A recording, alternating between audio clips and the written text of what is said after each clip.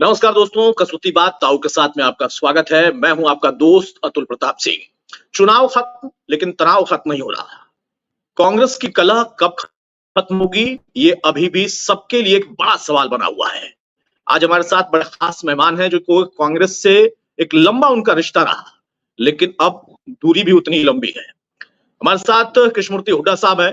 उनसे ही समझेंगे कि आखिर ये तनाव, ये गुटबाजी, ये कलह कब खत्म होगी।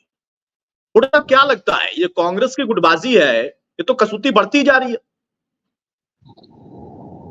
जब तक भूपेंद्र सिंह हुड्डा और उसका बेटा हरियाणा कांग्रेस के सर्वे सर्वर रहेंगे, ये गुटबाजी कभी खत्म नहीं होगी। शैलजा जी के चुनाव में ना भूपेंद्र सिंह हुड्डा गए ना इनका बेटा गया, और शैलजा जी इनके चुनाव किसी के चुनाव में नहीं गई। ये गुटबाजी दिन पे दिन और बढ़ेगी, और बहुत से दिग्गज कांग्रेस के कांग्रेस छोड़ भारतीय जनता पार्टी की ओर आने वाले टाइम में भारतीय जनता पार्टी ज्वाइन करेगी। तो इसका नुकसान होगा कांग्रेस को या फायदा होगा? क्योंकि भूपेंद्र सिंह हुड्डा कह रहे हैं कि जिसको जाना है जाओ, हमें नहीं है कोई तनाव। इनका घमंड चूर होगा।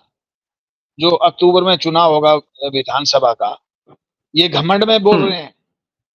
अब इनका दिमाग खराब हो गया है, 10 में से 5 सीटें इनकी आ गई हैं। अब ये तो अपने आप को भगवान समझने लगे। ना किसी कार्यकर्ता से ठीक बात कर रहे हैं, ना किसी नेता की इज्जत कर रहे हैं। किरण चौधरी पार्टी की बहुत सीनियर लीडर थी, वो चलेगी, कहने का कोई फर्क पड़ेगा। अरे फर्क तो चुनाव में पता लगेगा कि फर्क पड़ेगा या नहीं पड़ेगा। और ये चुनाव इन्होंने चीटिंग करके ये पूरे हरियाणा का चुनाव जीता है। इन्होंने औरतों के एक लाख रुपए के भर दिए फार्म कि 25 को इलेक्शन कांग्रेस को वोट दो, 25 तारीख को, 4 तारीख को गिनती होगी, 5 को आपके खाते में 1 लाख रुपए आ जाएंगे। दलितों को और पिछड़े वर्ग के लोगों को कह दिया कि अगर मोदी जी की 400 सीटें आएंगी तो ये आपका संविधान में परिवर्तन करेंगे और आपके आरक्षण को खत्म कर देंगे। इस प्रकार की ओछी राजनीति इन्होंने की है। इसका जवाब विधानसभा के चुनाव में भारतीय जनता पार्टी पूरे दमखम के साथ देगी। अच्छा हुड्डा साहब, सवाल इस बात का है कि कांग्रेस से किरण अलग हो गई और खुशी बहुत थी हुड्डा खेमे में, लेकिन उसके बाद से अब हुड्डा खेमे में भी थोड़ी हलचल है। हुड्डा साहब अब मनाने लगे हैं। भूपेंद्र सिंह हुड्डा मंचों से लोगों को मनाने की कोशिश कर रहे हैं, क्योंकि शैलजा ने मोर्चा खोला हुआ है। वो लगातार बोल रही है कि टिकट बंटवारा गलत हुआ। उसके साथ साथ वो कह रही है कि किरण का जाना भी अपने आप में अफसोसजनक है। वो उनको मनाने की कोशिश में भी है। वो अलग बात है कि अब तो किरण कमल के साथ चली गई, वो बीजेपी में है। लेकिन ये जो परिवर्तन है, क्या इसकी वजह से हुड्डा खेमा खुश है या वहां पर भी तनाव है कि कहीं बड़ा बिखराव ना हो जाए? देखिए, पार्टी के 2 दिग्गज पार्टी छोड़ने जा रहे थे। भूपेंद्र सिंह हुड्डा उसके पुत्र ने उनकी खुशामद करके उनको रोका है और सार्वजनिक मीटिंग में कहा कि भाई तुम तो छोड़ सकते हो मुझे, लेकिन मैं तुम्हें नहीं छोड़ूंगा। इस प्रकार से अब ये खुशामदी मोड में आ गए हैं। पहले तो कहते जिसने जाना है जाओ। अब लोग जब जाने लगे तो अब लोगों को रोकने का प्रयास किया जा रहा है। लेकिन कांग्रेस का बिखराव निश्चित है। आने वाले 1-2 महीने के अंदर कांग्रेस से बहुत लोग छोड़ के भारतीय जनता पार्टी में जाएंगे।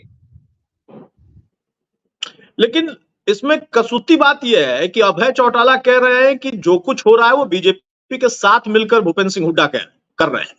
आप कह रहे हैं कि नहीं, सारे जो जाएंगे वो बीजेपी में जाएंगे। और चौटाला कह रहे हैं कि जो कुछ हुआ वो भूपेंद्र सिंह हुड्डा बीजेपी से मिलकर कर रहे हैं। देखिए, अभय सिंह चौटाला की पॉलिटिक्स यही कहती है कि वो इस प्रकार के आरोप लगाए। वो एक तरफ तो भूपेंद्र सिंह हुड्डा को अक्यूज करता है, दूसरी तरफ अभय चौटाला ने रोहतक में उनके बेटे दीपेंद्र सिंह हुड्डा के खिलाफ कैंडिडेट खड़ा नहीं किया। अगर वो कैंडिडेट खड़ा करता तो जो लीड है वो कम होती। पिछली बार इनका कैंडिडेट खड़ा हुआ था जेजेपी का और आईएनएलडी का, तो दीपेंद्र सिंह चुनाव हार गए थे। और इस बार इन्होंने साम दाम दंड भेद सभी चीजों के रिकॉर्ड तोड़े हैं। जिस प्रकार से पैसा पानी की तरह बहाया है, ये अपने आप में एक रिकॉर्ड है। आप रोहतक पार्लियामेंट्री क्षेत्र के लोगों से पूछो कि उन्होंने किस प्रकार से पैसे का सरेआम दुरुपयोग किया है। जिस प्रकार से लोगों को खरीदने की कोशिश की गई है, जिस प्रकार से लोगों को खुश करने की कोशिश की है, किस प्रकार से अनैतिक काम किए। ये परिवार फ्रीडम फाइटर का परिवार है। फ्रीडम फाइटर इनके बाप दादा ने जो देश की आजादी की लड़ाई में जो लड़ाई लड़ी थी, वो इसलिए नहीं लड़ी थी तुम एमपी बनने के लिए अनैतिक काम करो, आप बोगस वोटें डालो। आज कम से कम रोहतक लोकसभा में 2 लाख वोट बोगस पड़ी है और ये इस प्रकार के गलत काम करके ये चुनाव तो जीत गए हैं, लेकिन लोगों का दिल नहीं जीते हैं अभी तक। ये लोग इनके अनैतिक काम का जवाब अक्टूबर के अंदर जो विधानसभा के चुनाव में उसके अंदर देंगे। अच्छा, एक तरफ भूपेंद्र सिंह हुड्डा है, दीपेंद्र हुड्डा है, आप उन पर तो लगातार निशाना साध रहे हैं, लेकिन जो बाकी नेता है, वो चाहे किरण चौधरी, वो चाहे शैलजा, वो चाहे सुरजेवाला, ये लोग जो कर रहे हैं इसको लेकर भूपेंद्र सिंह हुड्डा का जो खेमा है वो कह रहे हैं कि भाई ये कांग्रेस को कमजोर करने वाले लोग थे, ये मौका परस्त लोग थे। क्या वाकई उनके आरोपों में कोई दम नहीं है? भूपेंद्र सिंह हुड्डा, सिर्फ भूपेंद्र सिंह हुड्डा कांग्रेस को कमजोर कर रहे हैं। आपको याद दिला दूं, 2019 के अंदर एक जनसभा में भूपेंद्र सिंह हुड्डा ने कहा था कि ये कांग्रेस वो कांग्रेस नहीं है, सोनिया गांधी की कांग्रेस वो कांग्रेस नहीं है, और ये कह के इन्होंने ब्लैकमेल करने की कोशिश की थी। आज ये पार्टी लीडरशिप को ब्लैकमेल कर रहे हैं और ब्लैकमेल करके ये पार्टी पे कब्जा कर गए। हम लोग जो दुखी होके हमने जो कांग्रेस छोड़ी है वो इनकी वजह से छोड़ी है, बाप बेटे की वजह से।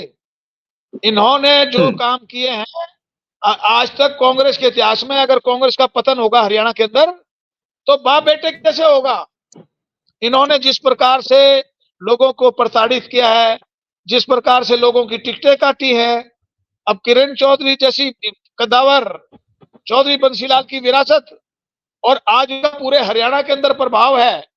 अकेले उसमें नहीं, चौधरी सुरेंद्र सिंह बहुत बड़े लीडर थे, मुझे भी चौधरी सुरेंद्र सिंह पॉलिटिक्स में लेके आए थे, और उनके हर जिले के, हरियाणा के हर जिले के अंदर उनके आदमी बैठे हुए हैं। अब किरण चौधरी जैसी कदावर लीडर को पार्टी छोड़नी पड़ी इन लोगों की वजह से, तो इन्होंने भट्ठा बिठा दिया कांग्रेस पार्टी का, और ये कभी कांग्रेस का जब पतन होगा तो उसमें भूपेंद्र सिंह हुड्डा और इसका बेटा इसके लिए जिम्मेवार होंगे।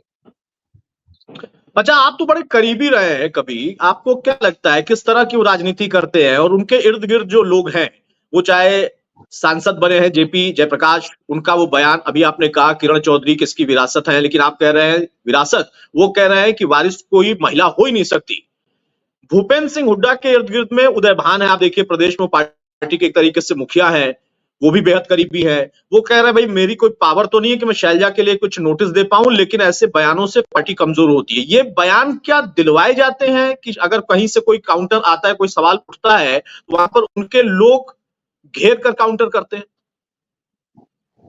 मैं उदय भान जी के बारे में कुछ कहना नहीं चाहता, लेकिन उनकी बैकग्राउंड देखो, उनकी बैकग्राउंड क्या है, किस प्रकार से उनके जो परिवार के लोगों ने किस प्रकार की राजनीति की है, मैं उस पर कोई कमेंट नहीं करना चाहता। लेकिन एक बात मैं कहता हूं आपको कि इंदिरा गांधी जी ने जवाहरलाल नेहरू की विरासत संभाली और श्रीमती सोनिया गांधी ने राजीव गांधी की विरासत संभाली। तो ये क्या मतलब है, जब इतनी बड़ी कांग्रेस पार्टी की वो और इंदिरा गांधी और सोनिया गांधी, उन्होंने अपने जिस प्रकार से नेहरू जी की विरासत इंदिरा जी ने संभाली और वो बड़ी सक्सेसफुल प्राइम मिनिस्टर रही है, और इसी प्रकार से श्रीमती सोनिया गांधी राजीव गांधी की डेथ के बाद उन्होंने संभाला मोर्चा। मैं तो राजीव गांधी जी के बहुत नजदीक रहा हूं और मैं संजय गांधी के बहुत नजदीक रहा हूं। भूपेंद्र सिंह हुड्डा जब कांग्रेस का बुरा समय आया तो सबसे पहले कांग्रेस छोड़ के गए थे बाप बेटा, चौधरी रणबीर सिंह, भूपेंद्र सिंह हुड्डा के फादर, और भूपेंद्र सिंह हुड्डा, ये दोनों 1977 में कांग्रेस छोड़ के रेड्डी कांग्रेस में चले गए थे। हम लोग इंदिरा गांधी के लिए, संजय गांधी के लिए हम लोग लड़े थे, हम उनके लिए जेलों में गए थे। भूपेंद्र सिंह हुड्डा का कोई रिकॉर्ड नहीं है जेल में जाने का आज तक।